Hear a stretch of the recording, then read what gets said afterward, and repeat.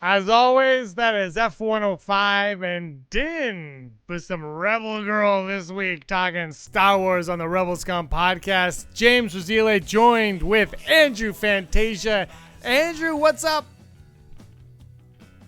Hey, I've been making videos all day and I have a little bit of a headache, but other than that, I'm okay. I'm ready to talk Star Wars. Star Wars is a nice change of pace He's ready on to this talk. crazy day. I was at the American, not American, I was at the Canadian equivalent of the DMV today. So that's a sample of what my day was like. Maybe that's why I have a headache. That sounds absolutely terrible. Mm. Just like horrendously bad. Sounds like a great day. We got people in the live chat. Guys in the live chat, have a conversation going on. We're going to get to as the day goes on. It's going to be a lot of fun.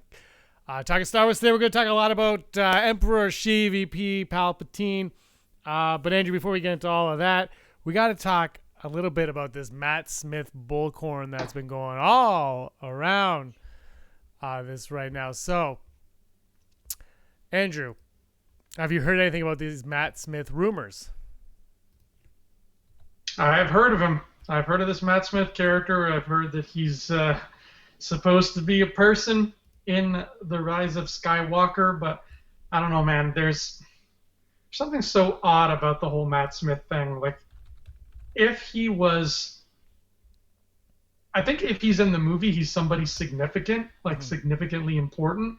But who do you play that's that significantly important that we don't already know about? You know, who could he possibly be? And you know, the talk swirls around ShiVP all the time, and maybe he will be a young ShiVP in a flashback. Who knows?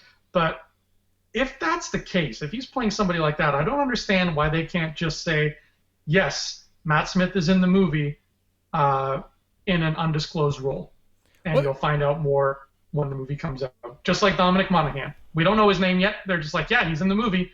You'll see him on December 20th. Like, why is that so hard to accomplish? So that's why I'm on the fence with Matt. Like, it could still go either way for me, full Brock, like in terms of whether or not he's actually going to show up. James, if he shows up and he is anybody other than young ShiVP, are you going to be like, well, why the hell did they?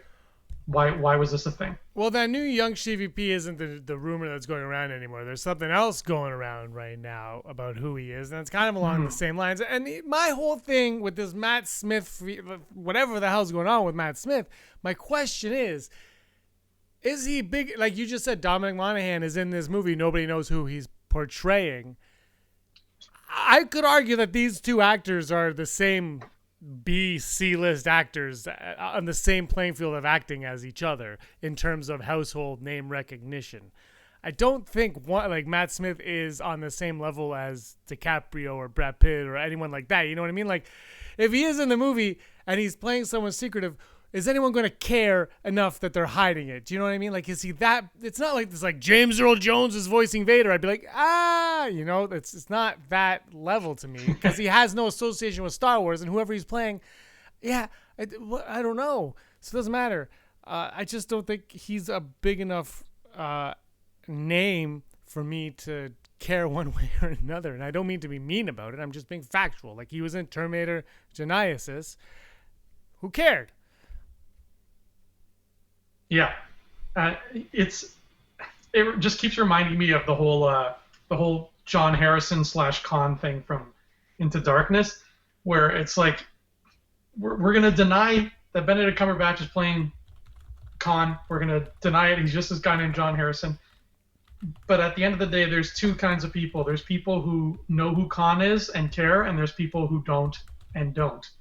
So when they kept lying and saying, oh, it's just some guy named John, it's just some guy named John, and then he comes on the movie, he's like, my name is Khan, the people who cared were like, well, why did you lie? Why, we could see this coming a mile away. Why didn't you just tell us? And the people who didn't care are like, that name means nothing to me, so I'm just going to keep watching the movie. I feel like they're falling into that trap again with Matt Smith, just in the sense where it's like when he shows up, if he's in it, it's going to be like, oh yeah, like we won't be at this point. We're not going to be like, oh my God, he's actually in it. We're just going to be like, so they lied. There's no reason. They could have just said he's in it and kept us in the dark. We See, the still one thing, would have a mystery box. The one difference with Khan though is Khan. If you were watching that movie, there was a 90% chance you knew about Khan.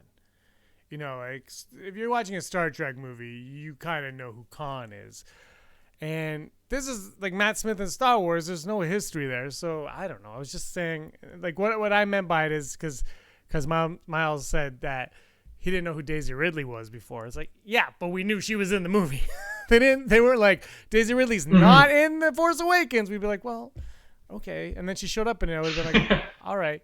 I think for me, this is just it's just a weird thing because was he even announced? Because we all remember we're totally Mandela affecting this right now, where we all know he was announced, but maybe he never was. And and now apparently Lucasfilm and Disney just wiped that record clean, so no one will ever know if it was real or not, unless someone took a screen grab. I don't know. I'm just gonna go get some Jiffy peanut butter. We'll call this a day. I would if he ends up not being in the movie.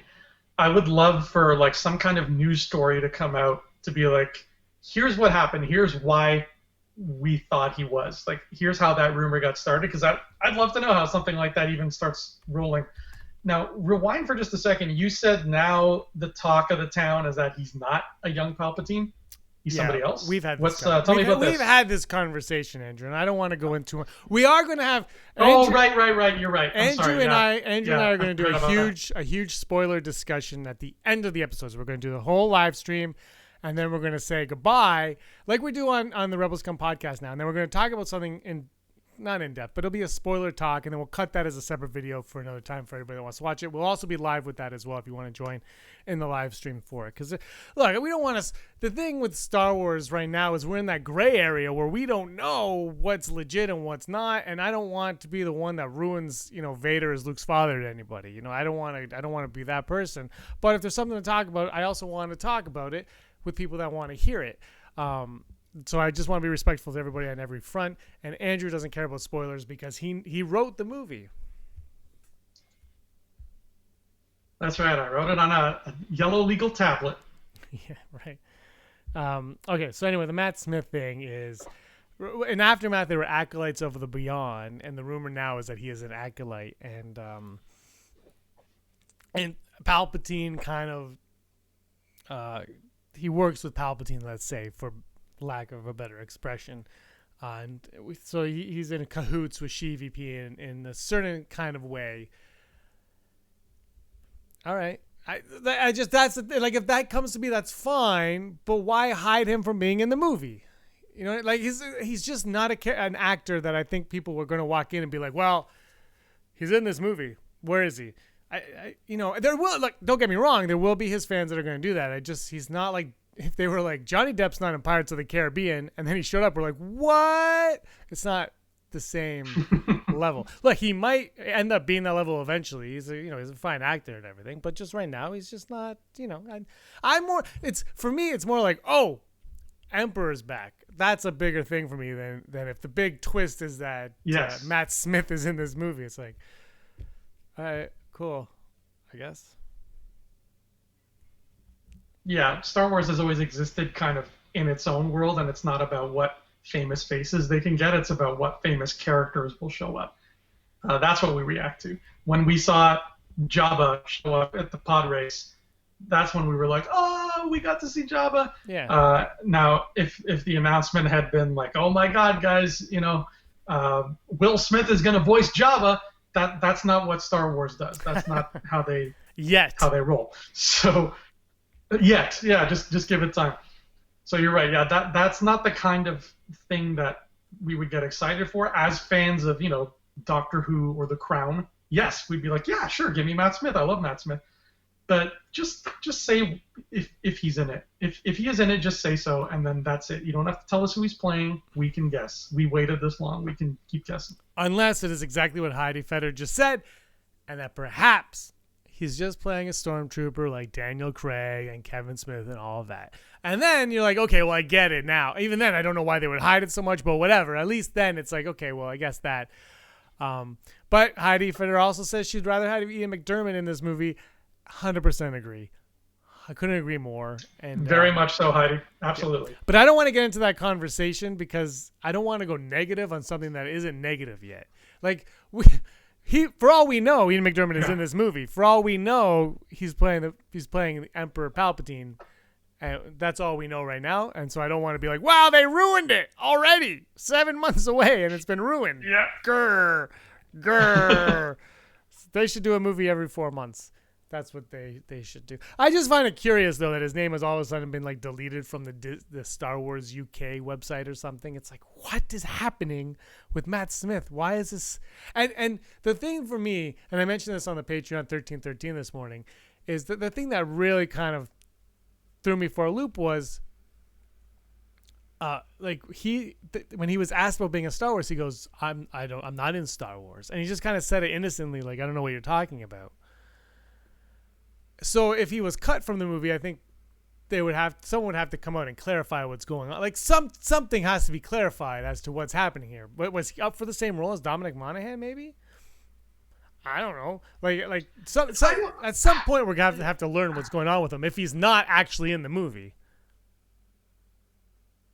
Right. Yeah. Just if he's not there at some point, it'd be nice to know like what was the deal with that rumor. That's all. Yeah. Like where did it came from? Somewhere. Someone didn't just make it up. That's all. Like he seems like the kind of actor that J.J. Abrams would put in this movie. I think maybe that's how the whole thing started. It was just someone said, you know who would be in this movie? Matt Smith, because I'm a Doctor Who fan, and he's on my cast list. There you go. You did a video on the Vanity Fair pictures. Oh my God, man, those things were way better than I anticipated. Wow. They were great. They were wonderful, beautiful pictures. Probably my favorite of the trilogy that we've gotten from Vanity Fair. If I wasn't excited before, if I was somehow like, I'll catch episode 9 on Disney Plus. No, now I'm on board. That anybody would be on board after seeing Harry Russell rock that purple suit and just step out in the snow. Yes, please. Yeah, she's gonna crush it as Rey's mom. Yeah. Did I go there? Oh my gosh, I'm the only one. No, people are pointing that out. It's kind of I just love we've cast a female lead or a female actress in this movie. Rey's mom. We've cast Rey's mom. We've cast a middle-aged man. Thrawn. It's like, all right, cool. Everyone's everybody. No new characters. The one thing we've learned from the sequel trilogy is that it's only new characters, like nothing else. But Andrew, your favorite character is GVP. We've talked about this many a time. You're a big fan of Emperor Palpatine. So this movie is called Rise of Skywalker. The Rise of Skywalker, not Rise of the Skywalker. And from the very beginning of the saga, GVP has been the focus of it. In a lot of, like in the prequel trilogy, it's about his rise to power as the Emperor. In the original trilogy, it's about him wanting a new apprentice in Luke Skywalker, for more or less. And in this one, we're going to find out what is going on. So my question to you, after knowing the title and after knowing GVP's whole not plan, but whatever, is Sheev's last name actually Skywalker? Ooh. Wow. I like this. This feels like a Maury Povich question. I think that would be interesting, and I wouldn't hate it. I would love to know what that story is, if that's the case. If Palpatine's not his real name, where did that come from? How did that spring forth? I'd be okay with it. However, if I had to put money down, I'm going to say that no, his last name is not Skywalker, but he is deeply ingrained in their history, as we have seen. He's all over the Skywalkers, possibly even Miss Shmi herself. And the idea that their fates have been intertwined. I was going to say these two families, but we don't really see more of Sheev's family. But this family's fate has been intertwined around this guy. So the idea that he's being brought back and he is going to have a presence in Kylo's life makes all kinds of sense to me. I'm so glad they're going that route because it's not just me getting to see my favorite character. It's the continuation of this struggle. It's kind of like, the Yorks and the Lancasters, except one of the families just has one member, and so it's the Skywalkers and the Palpatines, and they're going at it, and they're having this eternal struggle for all these generations, and then finally, presumably, it's going to come to an end. So it's nice that this trilogy is, it's going to bring that up. It's not just going to forget it and be like, yeah, he died, so we'll never talk about him again. It's like, no, he died, but there should still be something left behind that makes his presence important. Otherwise, this is just a tacked-on trilogy. And even if it's amazing, I'm loving what I've seen so far, it'll still feel like that. It'll still feel... I'm trying to think of like an example of like a movie trilogy or something like that where, the first two movies have like the same kind of feel, and then the third one is just really, really different and out there, and it's about totally something different. That's what this trilogy would feel like if they didn't include Palpatine. Terminator, perhaps? Yeah, like Terminator. Like Terminator, if Terminator 3 had no Terminators in it, and it was just like John Connor, like, starting a bakery. It might still be a gripping story, but it's not about Terminator anymore. I just think that a lot of people feel like there is no plan in place, and we haven't been. The problem is we haven't been told otherwise, and I think they tried to allude to it when they referred to it as the Skywalker Saga way back when they announced the title for The Last Jedi. But that's not enough because it's never been the Skywalker Saga. It's been Star Wars. Like, it just hasn't been a thing. So I think they were trying to hint that no, there is an overall plan. There's a goal in mind that we have. Now, the one thing that I said right when they announced J.J. Abrams was coming back was I was excited that he got to do what Kylo Ren said he was doing and finish what he started. Like, it's like, okay, so now we get to see your plan come to fruition. Regardless of what Rian Johnson did, which I still think a lot of what Rian Johnson did was in line with the overall plan. I think that they didn't know when or how to bring CVP back, and it was either going to be in 8 or 9, and Rian Johnson decided not to explore that for whatever reason. That's fine. And so then it came down to how do we bring him back in 9 and what is his purpose. And Andrew, I got to ask you, as someone who reads the new expanded universe, loves the Emperor, of course, has played Battlefront even if you didn't want to, played Battlefront 2 even if you didn't want to. And seen all of these things, there's Order 66 happens in the prequels, but after Return of the Jedi, there's an operation that takes place, and that's Cinder. Can you talk a little bit about that? Do you remember that one at all? It's a little bit fuzzy because I literally played all 3.5 hours of Battlefront 2 story just once, and then that was it. So what I remember about Cinder was he had some kind of machines, and if I'm wrong, somebody in the live chat, please, fill me in here. But he had some kind of machines that they would fly these machines to planets and then use them to create very big storms like hurricanes. And he did that to Naboo and possibly other ones. But essentially, these were supposed to wipe out something. They were supposed to wipe out some lingering thread from his plans, whether it's evidence of what he was doing or just people who knew about him and he just wanted them out of the way. Unfortunately, it's fuzzy. Like I said, that Battlefront 2 story was shorter than most naps I've taken, and it happened a long time ago. But I think he was trying to erase evidence of what he was doing, and at the same time kind of like this was his last laugh, like from beyond the grave, he's hurting his enemies. I don't know how far off I am, but that's basically what Cinder was, and he had all these droids that had like screen faces, and then his face would show up on the screen like a video will, but an evil one, and he'd be like, "This is the last will and testament of Darth Sidious, the bold and well endowed.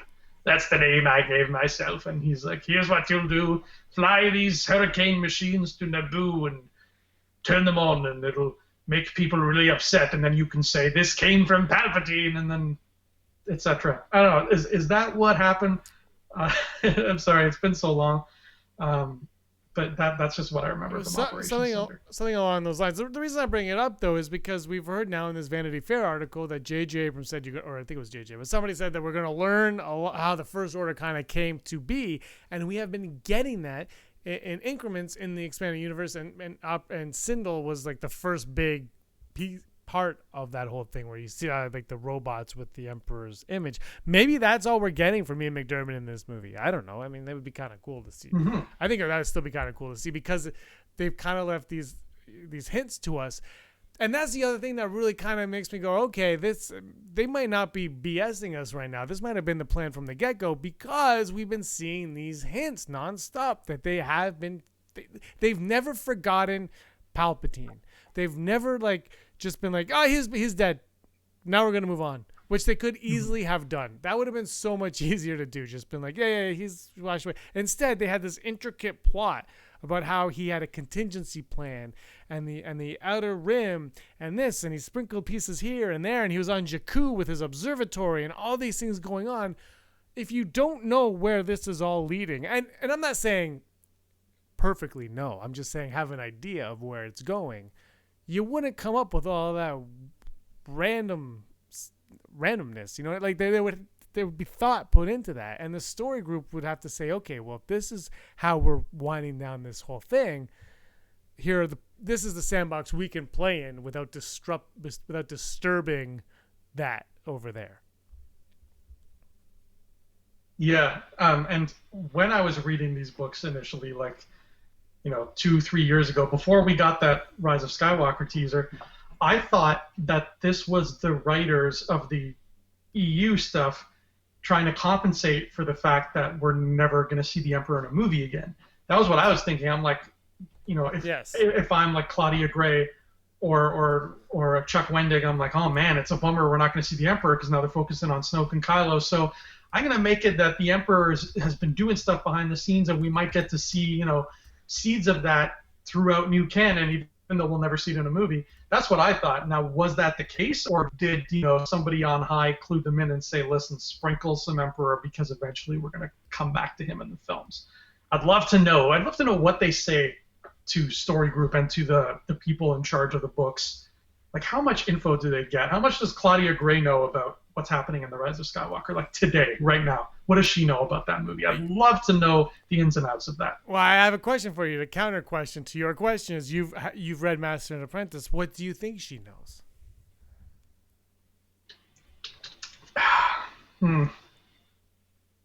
Judging off Master and Apprentice, yeah, about as much as we do, because it's a great book, but it doesn't. The only things in it that you might want to look twice at is there's some prophecies in there that she mentions. So maybe somebody just kind of whispered in her ear and was like, write down this prophecy word for word. And she's like, okay. But other than that, it doesn't feel like that book, at least, is building towards something or planting a seed for something. But the one thing with the prophecies that I found was they were very specific. Like they're not broad. Mm-hmm. It's like the child will be born of darkness and will become dark in a Kylo-esque fashion. And I was like, what? But it's like some of it's on the nose. You're like, all right, cool, I guess. But also the point of that book isn't even to get us to Rise of Skywalker, right? It's to plant seeds to lead to Phantom Menace and Obi-Wan and Qui-Gon and their relationship and explain more. So, but it's just, I think they know certain things. I don't think she knows all that much. And she said in interviews from previous books that she doesn't know that much. And I don't think they need to. But if she was writing a book that if she was writing the catalyst novelization for The Rise of Skywalker, I would hope she has some idea as to what the hell she's writing. You know what I mean? Like, if she's like, you're going to write a prequel to Rise of Skywalker, but don't worry about what it's about. Just go and write it. And we'll get Splinter of the Mind's Eye 2. And Rey and Kylo will make love, and all the Reylos will be happy. And then the movie will come out, and they'll be brother and sister. And you'll say, what? Splinter of the Mind's Eye. And I hope it's actually called Splinter of the Mind's Eye 2. I hope it actually ends up with that title. That'd be amazing. Could you? All right, so we're going to get back to SheVP in just a little tiny bit. We've got to talk about something going on. I've actually neglected the live chat. There's a lot going on. Woo. Anyway, thanks so much for talking, guys. It's great. Keep going the live chat. Going. Hello, live chat. Yeah, Andrew ignores you guys because he can't read. That's the biggest problem of them all. It's just a fact. All right, let's go on. Andrew, do you want to tell everybody? We have a new thing for the live chat, actually. We're going to do a live trivia contest. If you say it right, we'll pick one of the people one of the entrants, and we will give you a shout out on this week's episode of the Rebel Scum podcast, episode 129. So this is a new weekly feature that I think is going to be a lot of fun, Andrew. So I'll give this. Do you have the question in front of you? Do you want to say the question? Or you want me to give the question? The live question? I don't have it in front of me, but I'm pretty sure I remember what it is. You could give it. If you're wrong, we will just play it off like you're red, and we'll use this week's next week. All right. Take it. Yeah. The question is, in what episode of The Little Rascals did Tay. So our question is,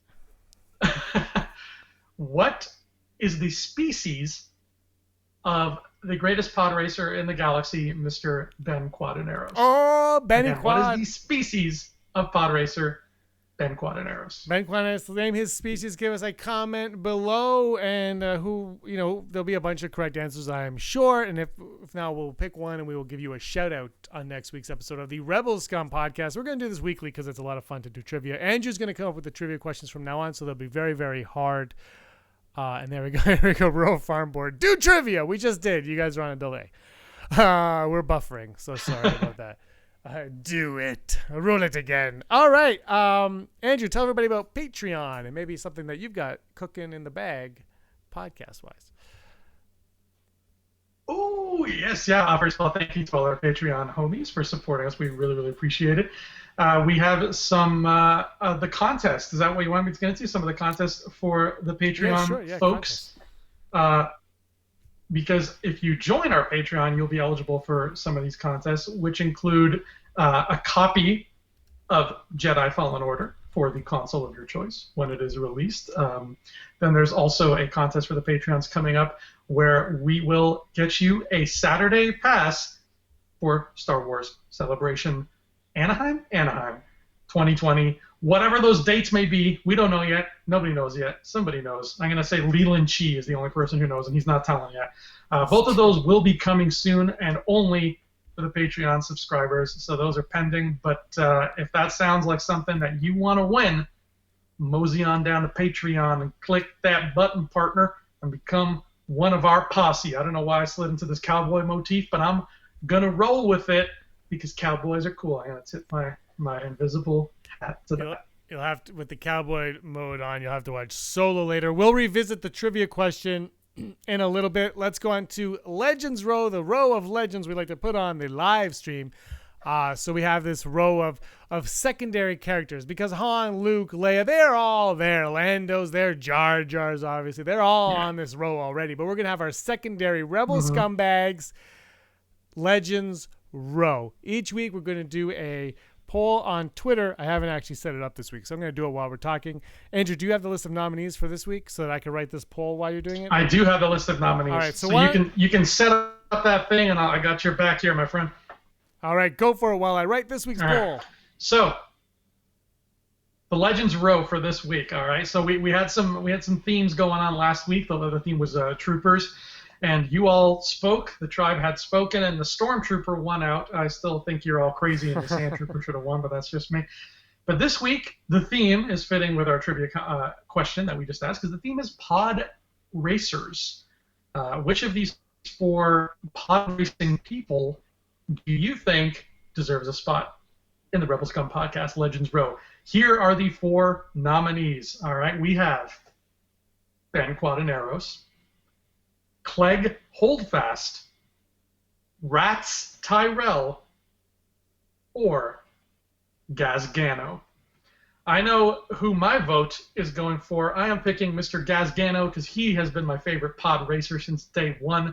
If you pick up the book Star Wars Complete Locations, it will tell you that he also came in second after Anakin Skywalker, a local boy. After Anakin crossed the finish line, it was Gazgano who showed up in second place. Sabal obviously did not because he lost his whole half of his pod and he yelled poodoo and he was just stranded out in the desert. And I like to think that he got kidnapped by Tusken Raiders and he had some adventures with them, but that's a story for another day. But yeah, Gazgano, he's my boy. He came in second. So if you don't vote for him, I'll be very sad, and I'm just gonna quit Rebel Scum podcast. I think that's I'm what's gonna kind happen. of disappointed that that's one that you would pick because the best one is the one that is Ben Quadinaros is the actual right answer. Because if his pod worked, he would have won the race, Andrew, and then there would be no Skywalker saga, and we would not be on a podcast on YouTube right now talking to these people with their awesome. Hold on. Yeehaw. Jeff Wilson, yeehaw. That's the first thing I see when I look down. Yeah, Jeff.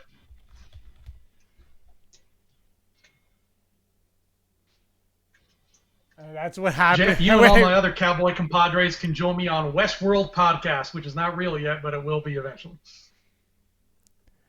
I like Miles has to say about your amazing accent. That's what happens when foreigners try to do an American accent. They always choose Southerner or Texan. Yeah. Oh boy, that's true. Actually, you know what? I won't go into it. I'm starting to. When I watch movies now, I can hear the fake American accent now from like the British actors sometimes, and I'm like, yeah, is this how they watch movies when you know, like Gwyneth Paltrow's pretending to be British? Is this how they're like, well, I can hear that. I hear that. probably, yeah. Unless they're really good. I caught it. I remember it standing out for me in the Umbrella Academy. I don't know if anybody out there watching Umbrella Academy, but the guy with the big arms, the main number one guy, the blonde guy with the big arms, he's British, and he tries to do American on that show, and he did not do American on that show. And then conversely, in the new Hellboy film, there is a girl who is American, and in the film she tries to do British, and my God, does she ever not do British? If you want to see Andrew's thoughts, so some people you can tell, some people. What's that? I'm going to tell everybody if they want to hear your thoughts on the new Hellboy movie, just go over to your YouTube channel, Andrew Fantasia, and you can hear you ramble about that because you have some good ones on it for sure. There's a new movie coming out with. Hellboy was not. Yeah, there's a new movie coming out with two actresses. One of them is, I don't think either one is British, but one of them is trying to be British. And I was like, oof, is that? I thought it was fake for the movie. Like in the movie, they were pretending, but anyway, I won't go into it right now. It's not like I could do accents. I don't know what I'm complaining about. We all heard my shmee. I know it was pitch perfect, but that's the only one I can do. So Legends Row, get here. Let's hear your Rey. No, Luke Skywalker. I thought it was a myth. Look, my race. I could do. That's all. I can't do anything. I could do David Bowie from Labyrinth. Oh, there we go. No, I can't. I could do the vulture creatures from the Dark Crystal, because I don't think they're audible. I'm looking forward to the new Dark Crystal because I don't know what the hell they say in the first one, so I want to know if they're going to clean up their voice recordings. We're off topic. Heidi has a Hoosier accent.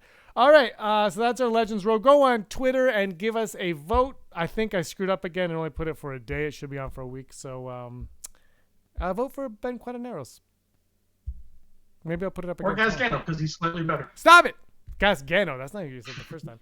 No one is slightly better than Ben Quadinaros.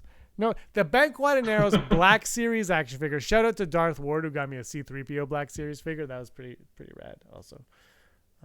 Just saying. Disney Galaxy's Edge, they have some Black Series. Commander Pyre, Captain Pyre, what's that guy's name? The gold one.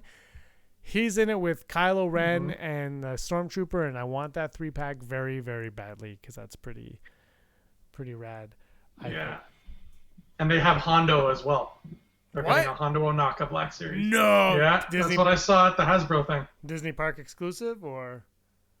Yeah, looks like it. Because I think he's showing up in the park. He's like an animatronic, so I think Hondo's he's part of the package. Not that 3-pack, but he's part of the Galaxy's Edge only package. I'd be down with that. When I was at Disney in October, I wanted to buy a Galaxy's Edge t-shirt, and they were like, these are only for Disney Park members. And I was like, oh. Well, I can't get a season pass because I live a 20-hour drive away, sir. And I walked away. And I'm looking forward to building my own lightsaber for $200. I already told Aaron to deal with it. These are things that are going to be happening. And I told her I want to save up for the $25,000 R2-D2. That didn't go over too well. But the $200 lightsaber I'm getting, and I'm going to put it on top of my bar. I don't have a bar, but I'm going to build a bar just to put my lightsaber on top. Question, Andrew, before we get into our main topic. The lightsaber colors are blue, red, green, and purple. Which one would you get if you had to choose? I already have a really cheap blue and red, and my friend David got me a really nice green one, Luke's one, so I'm going to go with purple. Mace Windu all the way. And then I'm going to cosplay as Shaft and walk around the park. It's going to be glorious. By the way, I'm super excited for that Shaft movie. I saw Shaft. I don't know if it was called Shaft 2000 or not, but it was Shaft 2000. And I saw that. I was working at Walmart. We got out at 11:30 p.m. and we all got together, like 10 of us, and we went to the local cinema and we watched Shaft, the 12 o'clock a.m. show right after work. And we went in there and I was like, and it was Christian Bale. And I was like, this is the best movie since the original Shafts, because I love Shaft. Shaft is I really want to see them. I've never seen a Shaft film, but I want to start from the 70s and work my way to modern. Well, tell you what, I think I have them all. and I just got all of my DVDs back from my parents' storage unit, like all of my DVDs back. There's a lot. Oh my God. I'll rifle through them and try to find my Shaft DVDs and let you borrow them when I see you next time. I'll bring them over to you because I love Shaft is awesome. Yeah, how can you not have seen Shaft? It's but we should do a Shaft cast. The Shaft cast. All right, let's go on. Here we go to our main topic. This one is for Andrew Fantasia and Andrew Fantasia only, and everybody in the chat. Thank you guys so much. You are welcome, of course, to comment away. Also, give us a like and a subscribe. We've only been on for 40 minutes, so we should probably get to this. I think Rural Farm. I'm so sorry. I'm so sorry. I got to stop you for 1 second because it is just a perfect opportunity. If there's a Shaft cast, that the tagline has to be, "We're just talking about the Shaft." All right. We're moving on from this. Good night, everybody. This is why. By the way, I got the two Jaws shark Funko Pops. I sent you a picture. They're massive. They're like that big. I should have put them on here. Anyway, that's all right. Here we go. We're going to be learning a lot about the First Order and a lot about SheVP's return and rise of Skywalker. This goes without. Shaft Goes to Africa. It is the best flick ever. The Brother Man in the Motherland.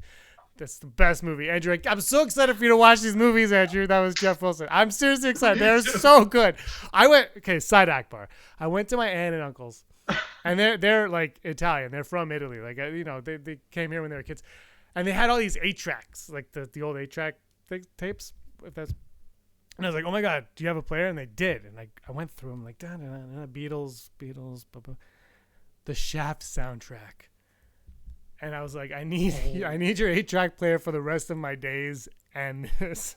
And I put on, it was, oh my God, it was so, Andrew, I'm so excited for you to watch these. Can I come over and just watch them with you? Like, just videotape you watching them? Yes. They're so good.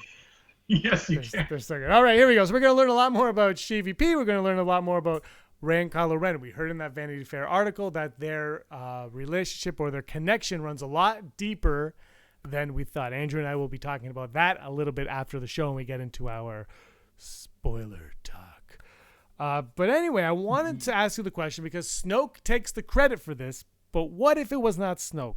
Their force bond that they share, this connection that they share, that we see that they can communicate with each other on opposite ends of the galaxy, regardless of where they are. They can almost touch each other's hands.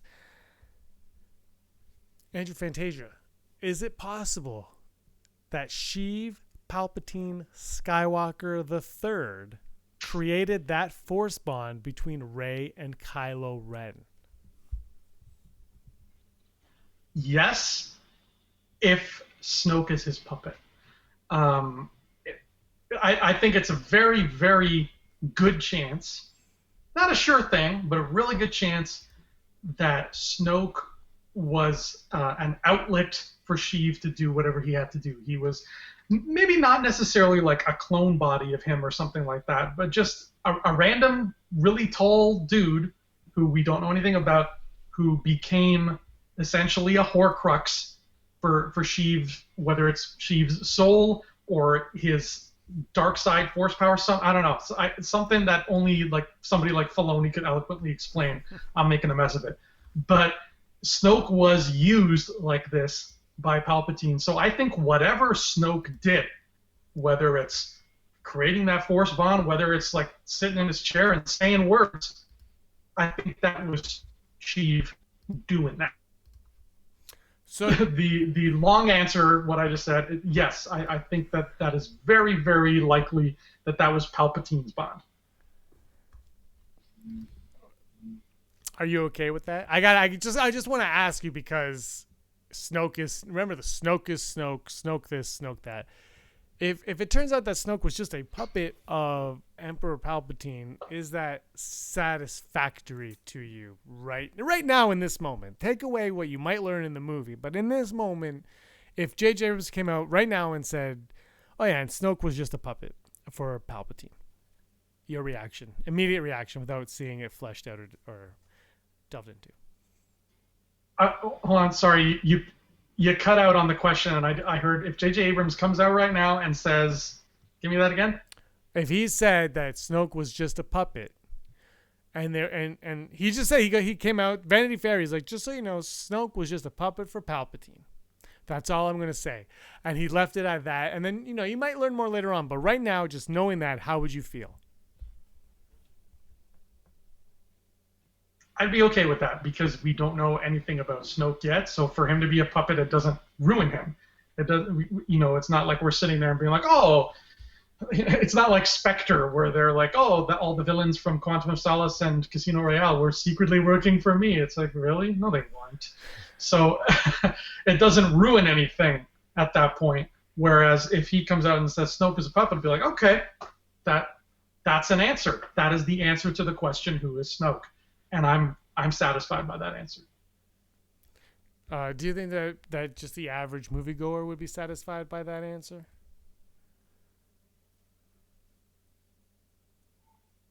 Oh, sorry, what was that?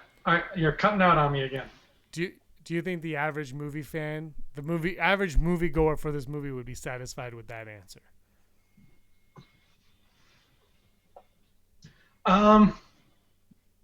I think the average moviegoer doesn't have that big of an expectation to be satisfied or disappointed by. I don't think they're sort of going in trying to grade it against anything. They're just like, oh, that gold guy, what was his deal? Oh, okay.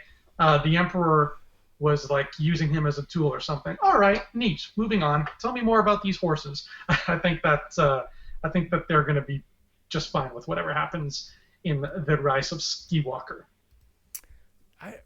I hope I would be okay with that because I still think there's stuff with Snoke that needs to come out and figure it, for us to know why he was able to infiltrate the way he did, with Luke kind of allowing it to happen, and with Leia allowing it to happen, and with Han allowing it to happen. I'm really curious how you bother with that in a way that the question is, when we're watching these movies in 30, 40 years and 42 years, when we're watching all of these movies, what is the point? Because when we had 6 of them, we had a point. And now, what is the point? And Snoke is a big factor in that. He's a big factor. Yeah. Whether anybody wants to admit it that's working on these movies wants to admit it or not, he is. Because the minute you bring someone in that's all powerful the way he was, when we've had 40 years of history, where was he? What? You could bring the Emperor in Episode 5 when we don't have 1, 2, 3. You could bring him in because there's no history. I've said this before, but now there's a history. So it doesn't have to be like he's the greatest wizard of them all. It could just be he was Palpatine's puppet. CVP, he walked up to the remains of the Death Star one day, and CVP just kind of sucked the soul out of him and took over his body. There's your answer. Move on.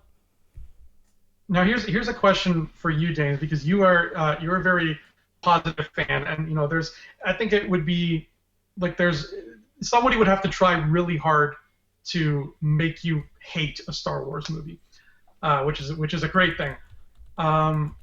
In your mind, give me an example of like an answer for Snoke that we would get that you would find like really disappointed.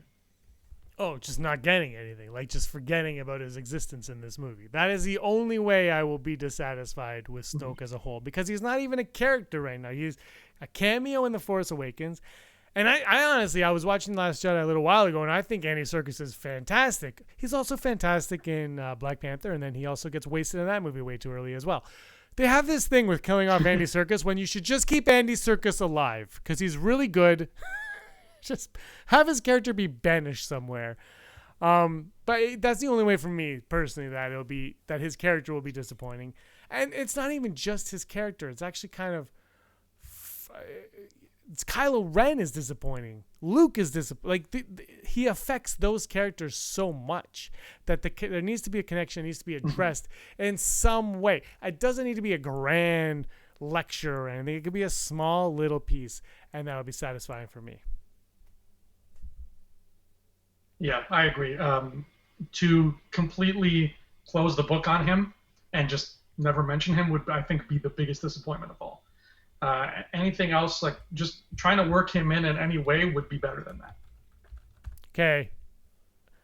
Mr. Rez needs a Shmi impression. Andrew, hit him up. Okay, who is it? Mr. Rez? Yep. All right. Mr. Rez, I may not like it, but he can help you. He was meant to help you. Now don't look back. Don't look back. There you go. That's for you, Mr. Rez. There was no father. That is not even Shmi. I don't know what I'm doing. I don't even know why I talk. Andrew Fantasia, everybody, doing it all. Miles says that there's probably a Snoke story out there that would make me wish that we did know nothing. I just find that stuff like that is it's like with Rey and her the way she's able to use the Force.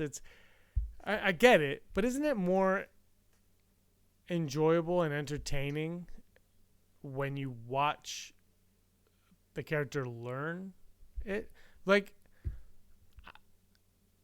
do you know what I mean? Like, I wish we even got more training with Anakin. Like, that's one of the things where I understand why he's a young boy and I like all that, but I wish that there was that middle chapter there where I could see him kind of learning. And I loved watching Luke learn, and it's just like you're skipping the good bits for me. But I don't know. It's a different world right now, and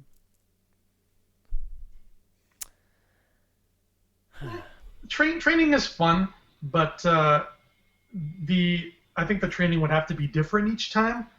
Otherwise, we're just watching the same stuff. That's why nobody really liked The Next Karate Kid, because he was just teaching Hilary Swank the same stuff he taught Danielson for 3 movies. Yeah, but we got another Death Star. Like they like, we'll give you another Death Star, but we'll get rid of all the cool stuff with like the laser and Luke with the blast shield on. You know, but that's stuff that like. But what's neat?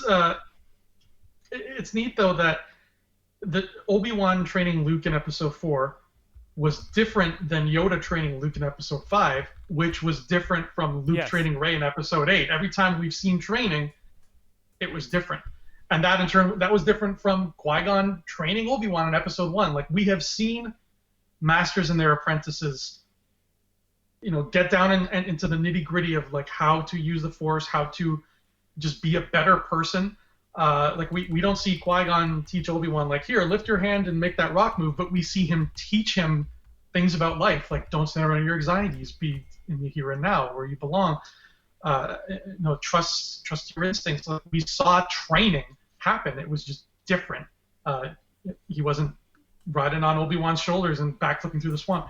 So we have seen plenty of training in 8 movies, and they've shown us different facets of it. And I think that's beautiful. Like, I'm 100% pleased with what we have seen of training. I wouldn't mind seeing more as long as it continues to enlighten us, as long as it continues to teach us, the viewer, more about how to be better people. Because I think that's what we like. We like when, Danny LaRusso is talking to Mr. Miyagi and he learns something and we're like, damn, that's good advice. I'm going to, after the credits roll, I'm going to stick that with me, and it's not going to go away. I'm going to remember that movie. Thank you for that. So we like when that sort of thing happens, and I think that Star Wars has always been good at giving us that kind of thing. Yeah, I guess. I just he's like Broom Boy. He's just like, I'm gonna use the Force to grab the broom. I get it, but like, I'm just, it's just it's almost taken away from the mystique of Force users when you're just gonna have a galaxy filled with people doing it. So whatever. I don't want to get into this topic. I want to talk about CVP creating the Force bond between Rey and Kylo Ren. She has something to do with this sequel trilogy. He is the big bad of the sequel trilogy to some extent. It's not Kylo Ren anymore. It's Sheev Palpatine. What could he, if he did create this Force bond between Rey and Kylo, what could his purpose have been? To get to Luke? Is that what Sheev wanted? Because now Luke's dead. And is that what has brought him back now? Is Luke's death? Because he needed Luke to die this whole time. As Snoke says in The Force Awakens. I think that it would have been to get to a Skywalker, period, would be his goal. So to get to Luke, to get to Leia, to get to Kylo. And the fact that one of them is gone, I think it might have been to Palpatine's detriment, maybe. Maybe he needs the Skywalkers. Maybe because he's so connected to them, if he did indeed create Anakin in the first place, maybe the Skywalkers are sort of his lifeline. Maybe they're tethering him to this galaxy, and he wants to not kill them, but to take them, to keep them under his control.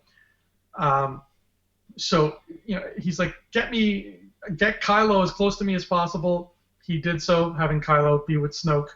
But he wants the whole set, so to speak. He wants to make sure they're all where he can see them. And if he is, in fact, tethered to the Skywalkers in that way, how do you make sure you stay tethered for many, many generations to come? You get that young Skywalker laid. You get some babies. And so he sees this girl who's just like running around and doing some Force things, and he's like, that'll do. So he gets them to connect via Force Skype and make sure some sparks fly, so that eventually little Skywalkers can come about and he can continue the cycle. And it's almost like this is a really out there weird reference now, and I'm going to apologize for making it because it's so weird and strange. But there was a stupid subplot in the Halloween franchise involving a druid curse, and there was a cult, and the cult was controlling Michael Myers, and in order to appease their druid gods or whatever, Michael Myers' family needed to continue, the bloodline needed to continue, and they needed to keep sacrificing members of that bloodline to the gods to keep the curse at bay. It kind of reminds me of that, but not crap. It's something that Palpatine would need in order to keep whatever this tiny piece of him is that's alive from passing into the ether and joining his body in the Netherworld. And I hope we get to see the Netherworld. And it looks just like Hades from the Hercules animated series. And James Woods is there too. I don't think James Wood is going to be anywhere near Hollywood for a while. I want to, because we did a Never Tell Me the Odds on episode 120 of the podcast, where it was Never Tell Me the Odds of Kylo Ren wearing his mask for 80% of the movie. And I feel like maybe he will never wear the mask in this movie, and somebody else picks up the mantle of Kylo Ren. Do you know what that, and maybe that's Dominic Monaghan. And so I'm very like another Knight of Ren basically is like, well, now I'm your leader. I put this mask together, because if you look in the trailer, everyone's pointed out it's a hairy hand putting it together. So that's a possibility. Because I feel like that Force bond is going to play out in the climax of the film. That is going to be used to pit them against Palpatine. And that's going to lead him to them or them to him in some respect. Yeah, it's what kind of Palpatine needed to. It's almost like a radio transmission, and it's only getting stronger. And in order to complete it, they got to come together and maybe find the source of this power, which will be at that Death Star or whatever wherever Palpatine is hanging out these days. But I see that being a thing too. I didn't notice that hairy hand. That's interesting. I'll have to go back and watch the trailer and see. So it's like Super Mario kind of hairy. Like it's not like Chewbacca hairy, right? It's just like a human hairy. I have to watch it again. Somebody, Scotty Hawk, sent it to me, and it's kind of hairy. It reminds me of Bobby Moynihan's character from Resistance. I'd say that kind of fur. Oh God, why don't I remember who his character is? I'm sorry, Resistance. He's that little, the impression he left on me was that big. He's a little furry guy. Anyway, it's a furry hand. It's a furry hand. Okay, yeah.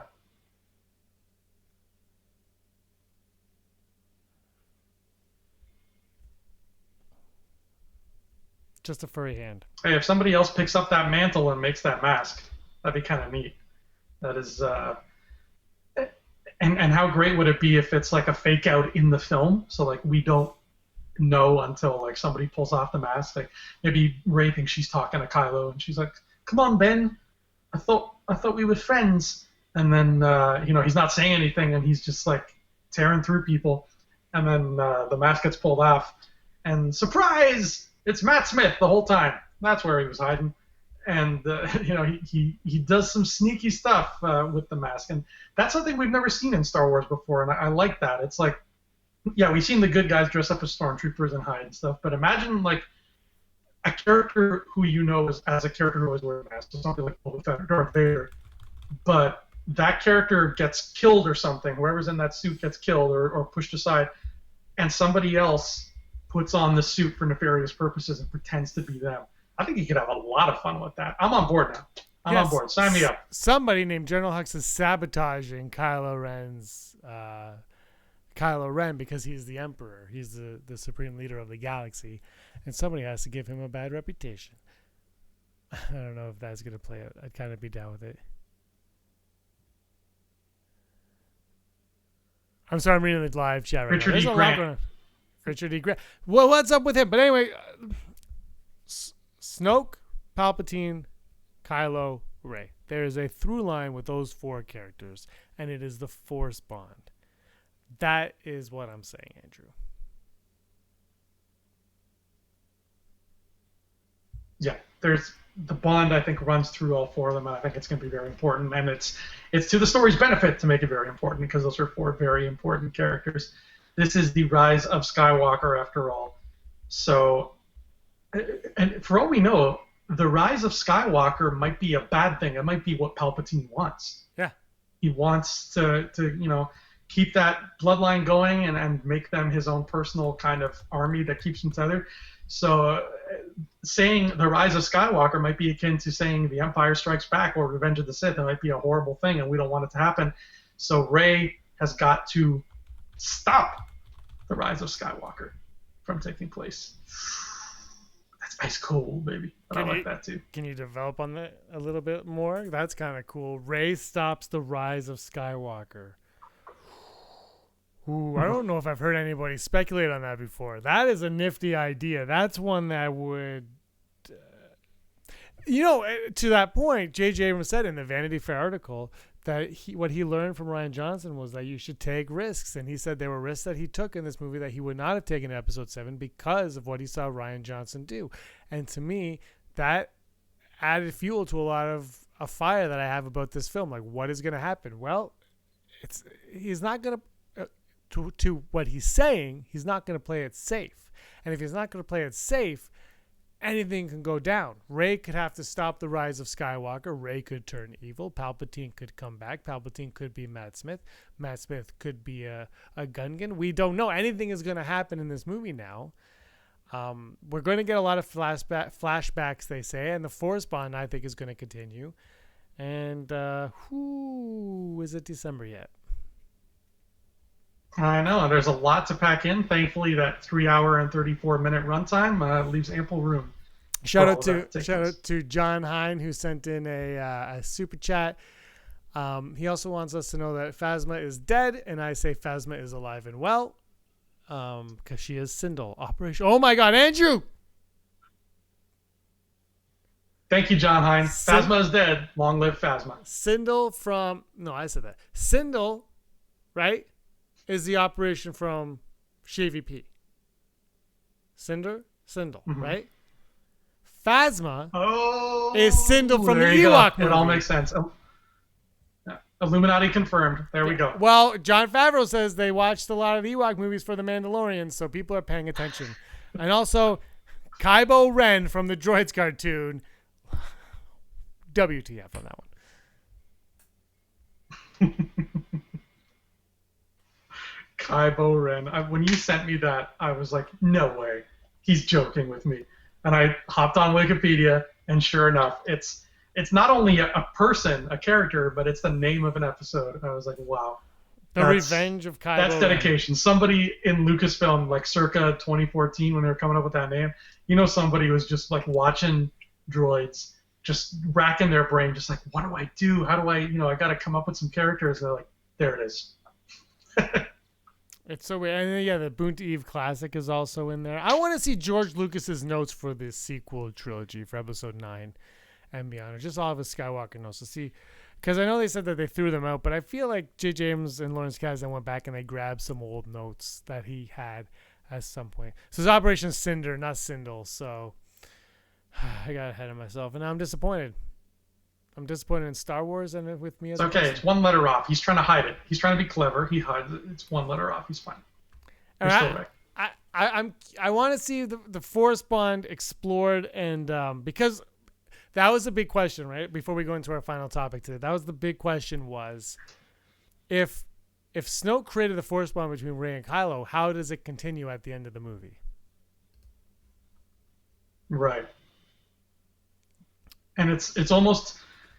I think Rian Johnson played this cool little bit of trickery with that, where he shoots it in a way that it looks like another one of their Force Skypes, but it could also be interpreted as that's not happening, as like Kylo is just staring into the pits of the cave on Crate, and Rey is just staring out into the distance, but they're both thinking of each other, but they're not actually seeing each other. Like the way he shot it was really cool because you could interpret it in a couple different ways. So if it's the former, and they are in fact still Skyping, yeah, there you go. How's it happening if Snoke's dead? And the answer is Sheev Palpatino playing some mischief. Because that's what he does. On a scale of 1 to 10, how excited are you to see Sheev return? Sorry, what's that? On a scale of 1 to 10, how excited are you to see SHVP return?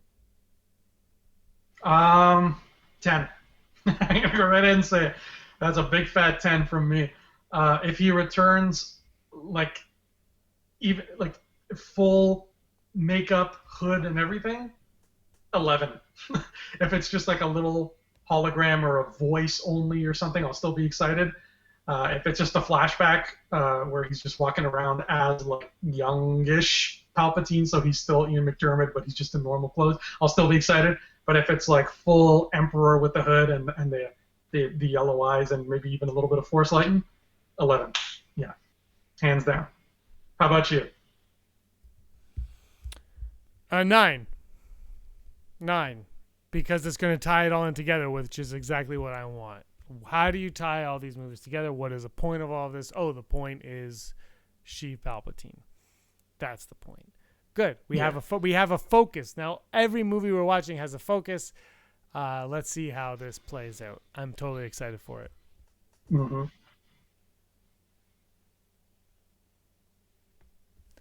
All right, And then we'll get a spin-off called Sheev Urkel. Sheev Urkel. All right. Here we go. Changing it up a bit. Welcome to Unleashed. We're going to go into spoilers right now. So if you do not want anything to be spoiled, I mean, these might not even be factual spoilers. We don't know. You should probably head on out right now because we're going to talk about something that might be happening. It's making its way around the interwebs. Yeah, so this is going to be a half and half video. This is going to be chopped up and played later. But if you're watching live, keep going on the live chat. If you don't care about what's going to be going on with our discussion. And we'll go back to you also later on, and we'll do our trivia question for you guys that need it.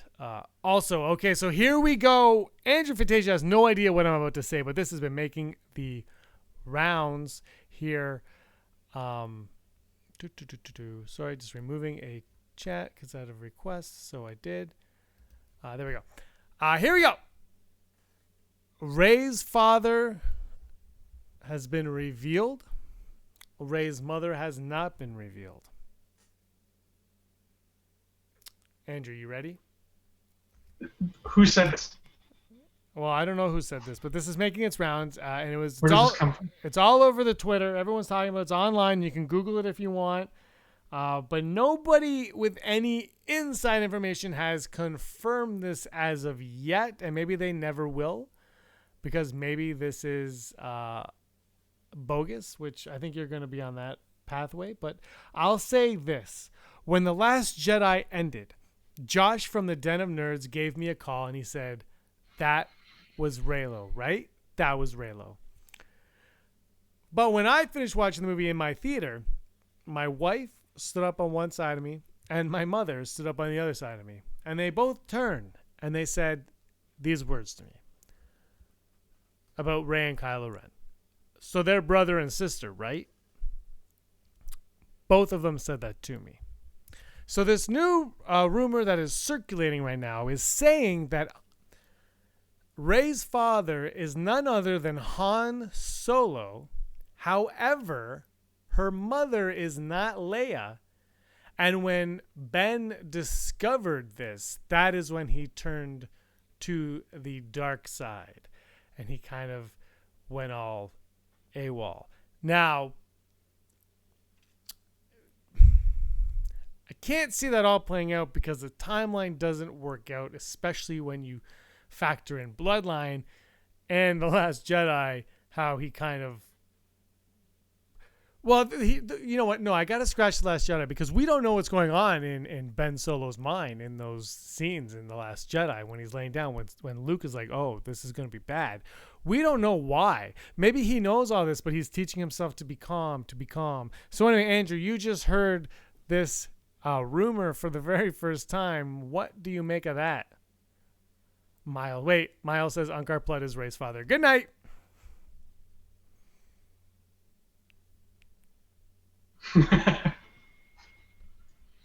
Okay, here's the thing.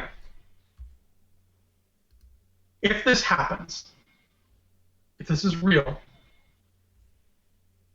and they do it well, you know, they give it like a really cool reveal, they make it big and emotional and powerful, I will like it. I'll be like, wow, you did it. You, like, that is a curveball, but you made it work. Bravo. I'll be okay. However, regardless of how well they do it, even if it's spectacular and it's so emotional and beautiful that I'm like bawling my eyes out while this reveal happens, people are going to lose their minds in a bad way. Lots of people, like lots of other Star Wars fans. Not to spoil Game of Thrones for you or anything, James, but on Game of Thrones, when a character who was initially a good person did something really, really bad, people went ballistic. They said the show ruined their childhood. You know, there's death threats being sent to the writers, and there was a boycott to cancel the whole season and make it not canon. And that's Game of Thrones, who, you know, as vibrant and as loud as its fans are, it's nowhere near the fan base of Star Wars. If you tell some of those really vicious, like loud, boycott-heavy Star Wars fans that Han Solo essentially cheated on his wife, again, no matter how beautifully they do it, those people are going to burn down J.J. Abrams' house, and I don't want anybody to burn down J.J. Abrams' house. So I would strongly suggest that as much as I think it could be done well, I would suggest they maybe be careful, you know, when it comes to things like this. And I'm not even a huge, like, Han Solo's not in my top 5 characters. He might not even be in my top 10. So like, it's not like it's sacred for me. It's not like I would be appalled at this news. But I still, like, I know that that is touchy for people. So even I'm worried that that is going to turn heads just in a very negative way. I gotta say, when in The Force Awakens, my least favorite line is, "Oh, you think of Han Solo as a father, he would just disappoint you," because that to me is like a '90s like Free Willy line, like, like the deadbeat dad from the '90s that they always had. And I just was like, really, you're gonna bring that into this? Okay, fine, I guess, whatever. I don't like the idea. The problem is if it's not. If Leia and Han, like, there's more than one problem, but I'll go with this problem. If Han is the father and Leia is not the mother, then why, especially with Carrie Fisher not being in this movie, it just seems so harsh, because we've got an answer to this question already.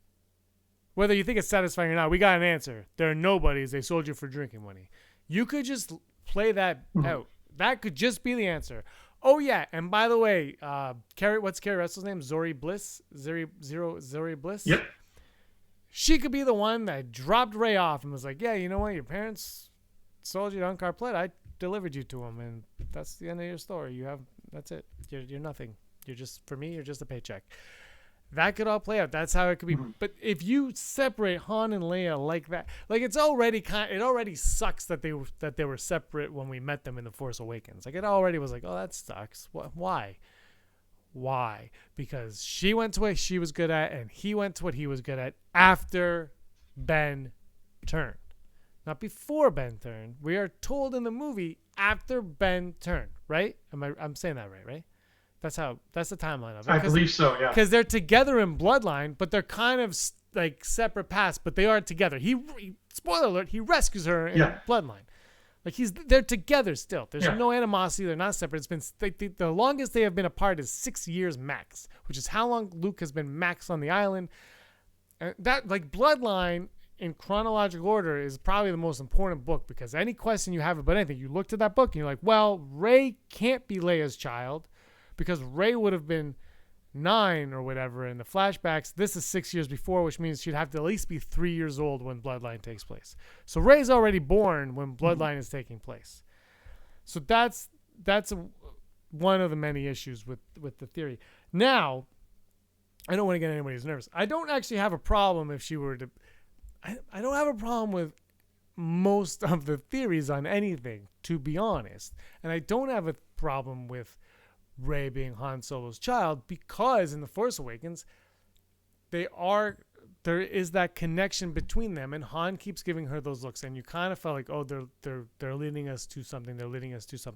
And if that something is just that it was a father figure, so that when he died it had more impact on us watching it through her eyes, it didn't work out that way to me. I don't think they succeeded there, but okay, fine, that's fine. I can live with that. Like, I already have lived with that, so it's not a big deal. But for whatever they give me in terms of Rey, whether it is the status quo or it is a Porg or Jar Jar or Kitster. I mean, Kitster might be her father. We don't know. Like, whatever they give, I'm just hoping that it is done. It is executed in a good, proper, satisfying way, which is the word J.J. Abrams used at a charity event a few months ago before Celebration. For all that, he said, I'm hoping fans are satisfied. Here's a question for you, James, because you're not a fan of the line in Force Awakens where Maz Kanata says to Han, "Who's the girl?" and they cut away. If it ends up being the case that Han is her father, let's say now, looking back at that, with that context, do you think you could forgive that line, if it's in the sort of context where, Maz looked at her and she because she's wise lady, she could tell, maybe she knows about whatever this fling is that Han had, and it's kind of accusatory at this point. She's looking at him and she's like, Han, who's the girl? Knowing full well that that's his flesh and blood. Do you think that context added to that line will make you sit back and be like, you know what? Okay, I'm cool with Maz saying that. Oh, absolutely, 100%. You know that. Why do you even ask me that question?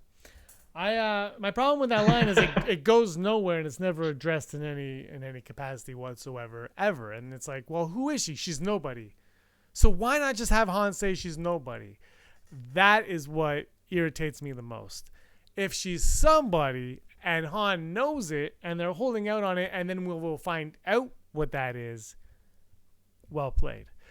But my problem is, if it wasn't J.J. Abrams writing and directing this last movie, would that ever have been addressed? Not that it even has been addressed, but do you know what I mean? Like, that's where for me that like, and Maz Kanata is another, for me, a problem character where she just kind of changed character. I hope Maz goes back to that Maz Kanata from Force Awakens and Battlefront 2. I love Maz Kanata in Battlefront 2. And I think I love Solo, but I think it was a missed opportunity to not have her in Solo at some point. But 100%. That's why she'll be in Solo too. Yeah, hashtag make Solo 2 happen. I think though, if they make Rey something to justify that line, that line is. Then I have no problem with that line. It's the fact that if she is a nobody and her parents were nobodies and everything was nobody, which is fine, then why not just have, like, why bother with that, keeping that mystery? It's like having Matt Smith in or not in this movie. It's useless. It's like, because once, like, in The Force Awakens, it works. But once all 3 movies are done, you're like, you watch it back, you go, well, that's a dumb line. Like, why even bother asking? Like, why?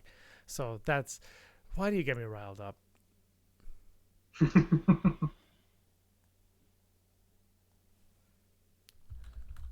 How's that chat looking? A good Ghost World just said, well, James, every director wants the movie viewers to be satisfied. It's true. But I think it was important that he said that, though, because he knows how a lot of people felt about The Last Jedi. He knows. And yes. And I think especially when we live in this post-Endgame world where you're like, there are people complaining about it, but I think a lot of people were satisfied by that. And I think that's where we have to stand right now. And look, if you make Han Rey's father and Leia not the mother, I don't know if that satisfies people or pisses people off. Well, were a lot of people, like, I genuinely don't know this, were a lot of people, like, really pissed that Force Awakens didn't have them together as a couple? Like, were a lot of people really upset that they were sort of doing their own thing? Was that a big controversy? I don't think it was a big thing, but I just think that if Han has an affair, like, you just gave the guy a Solo movie. That of course, that's it's just, the separation in Force Awakens is just, I was curious because I was like, I don't remember hearing too many people like really hating on the movie because of that, and like even like I obviously live and breathe Star Wars. And when I saw that, I wasn't like, this is BS. I hate this now. They're supposed to be together. Like, it didn't upset me. And then I think to something like Jurassic Park 3, it upset me that Grant and Sadler were no longer a couple. That upset me because I was like, we spent, the first movie watching them work out their troubles, and now in movie 3 they're not a couple. So I'm so like curious as to why that upset me when I really don't have anything invested in Jurassic Park. I just like it a lot. And something I do invest a lot in is Star Wars. Like, it didn't really bother me one way or the other. I'm just baffled by that. I just thought of that right now. I don't know why that is. If you know why, write in to Rebel Scum Podcast. I just really don't like the line, he disappointed you. He was a deadbeat dad. Why? Like, I don't know. Like, to justify you turning bad, I think, anyway, they're brother and sister. I think that's a fact. And look, if the hand touching scene is the closest thing Star Wars is going to get to sex, as Rian Johnson said, then they have to be brother and sister. That's how Star Wars works. Well, unless Benioff and Weiss pull some sexposition in their trilogy, because we know that they're pretty well versed in doing those kinds of scenes. Just chatting away. Good live chat today. Thanks so much for commenting and chatting, guys. It's so much fun. That's what makes the live stream fun. Thank you. Is just hearing your points of view and telling us that we're morons because obviously they are cousins because Rey is Luke's daughter. Nobody wrote that. I just made that up. But to go back, the reason why I wanted to talk to you about this rumor and this, I don't really want to call it a theory, but this theory, I guess, that somebody pointed out, is because in the Vanity Fair article, it said that Rey and Kylo Ren were connected, had a deeper connection than we know. And the Reylo crowd has run over that and been like, yep, they're in love, the end. However, like I said, there are a bunch of people that don't factor in the Reylo. They don't even know that that's a thing. There are people out there that don't know it's a thing. Mm-hmm. And if they read that, what do they go immediately to? Where they're related? Like, is that where their mind goes, or are they besties? Like, where does that take them? And I find that line super curious and one that I'm going to be thinking about for a long time because we know they're connected, but now it's deeper than we realized. And if Kylo Ren never puts on that mask, and he is in the desert with Rey from the beginning, because I think that Pisana stuff is early on in the movie. I think that scene kicks off the rest of the scene. And spoilers again, this is just our spoiler show. There is a GIF that I saw, I think it was the Girls with Sabers kind of put this out there, where 3PO, Poe, Rey, Finn, they're all in like this cave, and they turn to see somebody, and there's a reflection in C-3PO's head. Is it his head? His helmet? Whatever that is. He turns, and there's a red glow on his cheek that could be from a lightsaber. Where did they get that gift from? That's a great question. They never answer my question, but I've seen it because I commented, like, where did you get this from? And they were like, blocked. No, they didn't block. I'm just joking. Can you send that to me? Yeah, it's on Twitter. I'll have to go back to a month ago from Star Wars Celebration and find it. I'll send them a message. I'll send them a message. Actually, I'm doing an Outlander Club with them on Wednesday, and I'll ask them if they can send that for me. Okay, cool. Yeah. Maybe Rey is a clone of Kylo. How about that? Heidi Fetters says. Maybe that. What do you think of that? Maybe. Like, I personally, I don't think we're gonna have clones anymore. I really don't. Not that I have anything against clones. I feel like it's just not happening in this trilogy. I don't know what this. I have a feeling just this line about this connection. I think it's something that it's smaller than they're making it sound. You know what I mean? Like this is Vanity Fair writing this, if I'm not mistaken. Like they're not necessarily quoting anybody. I think they're just saying like, according to Disney, the Kylo and Rey connection is going to be deeper than we ever imagined. Like I think that's just sort of hype. I think it's like the equivalent of saying, the next Star Wars is going to be the biggest and boldest one yet. Maybe it's not the biggest and boldest one, but it's just it just feels like hyperbole. That's just how I saw that line. I don't know. Maybe I was just too focused on the pictures, but when I read that, I was like, okay, cool. Next, show me what Jana's bow looks like. That line just completely did nothing for me. So I don't know. I don't see anything there myself. I cannot wait for this movie. No.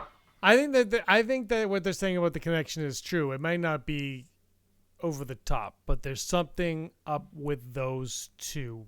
And look, if let's say for argument's sake, Mr. Fantasia, that I'm right, and this Pisana stuff takes place early on, they got a lot of pictures of Adam Driver there. I mean, maybe they flew him in for the shoot, or maybe he was there. Why would he be at the beginning of the movie with our heroes? Yeah. Well, this is going to be a 3.5 hour long movie, so there's a lot of stuff he could be doing.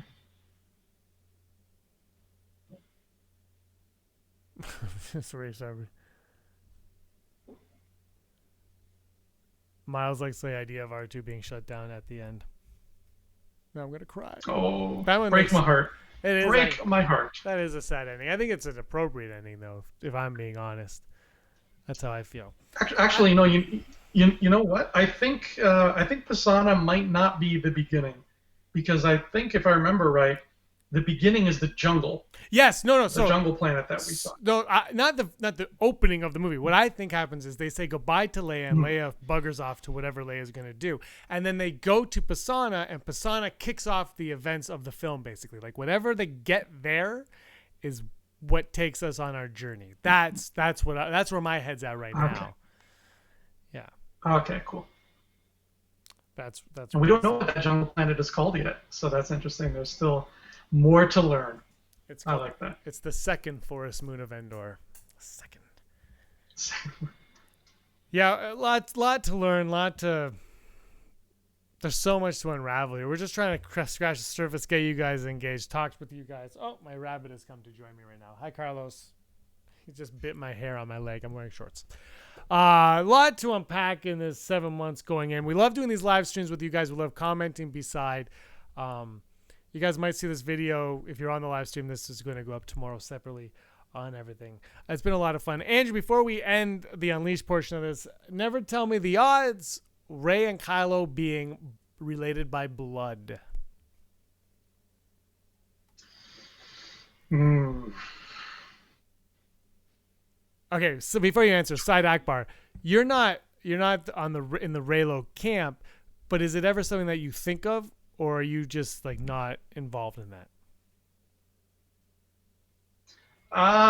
Yeah, it's not really ever something that I think of.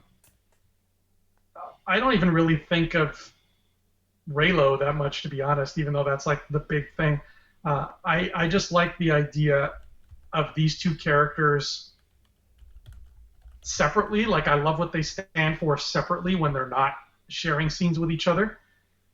And when they do share scenes, it's great because they have these cool scenes, especially in The Last Jedi.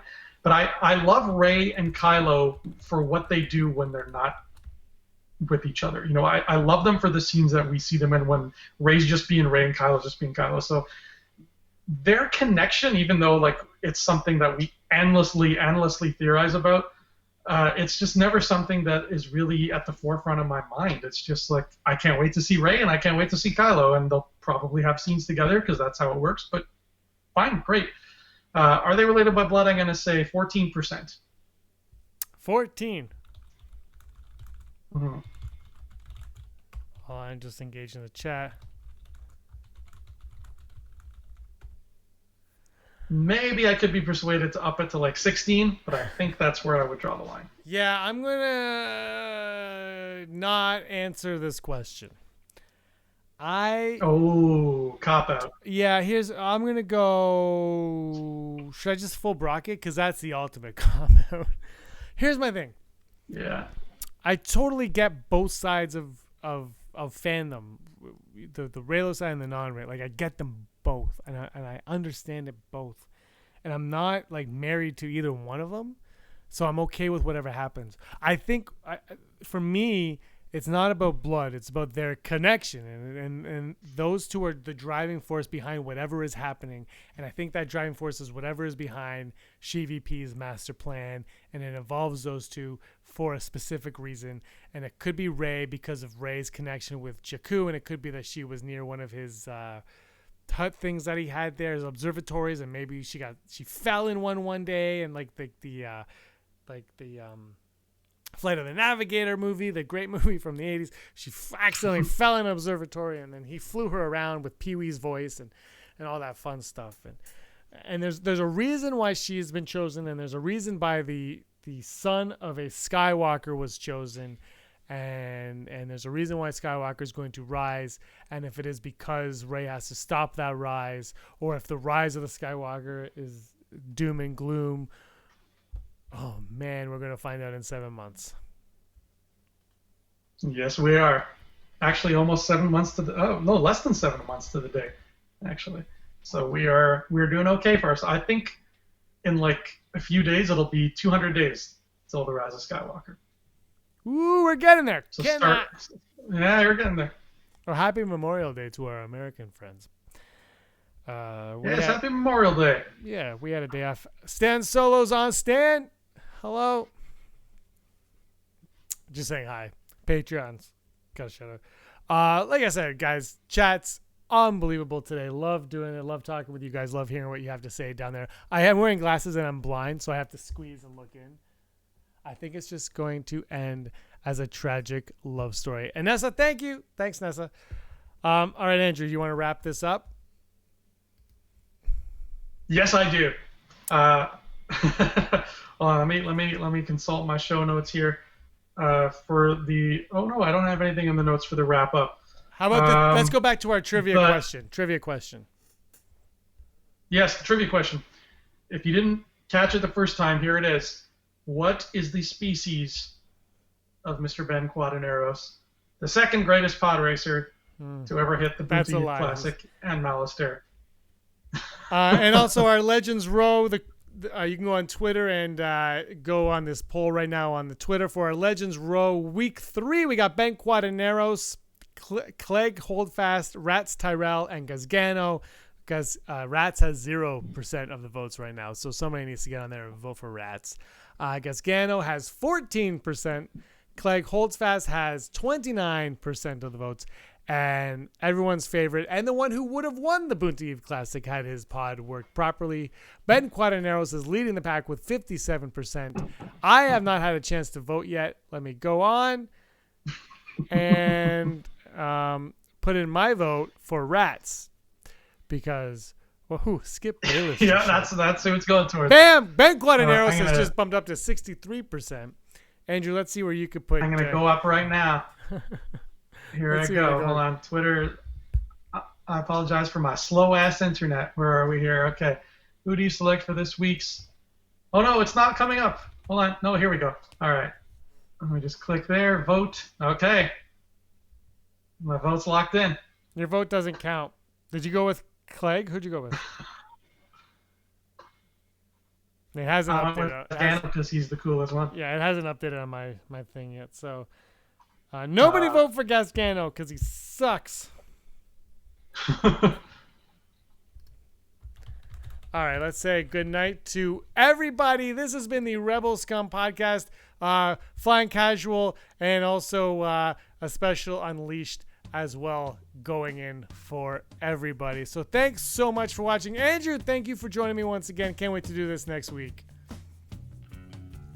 Thank you, James. You can find me on Twitter, Facebook, Instagram, Andrew Fantasia, and my YouTube channel, which is also called Andrew Fantasia.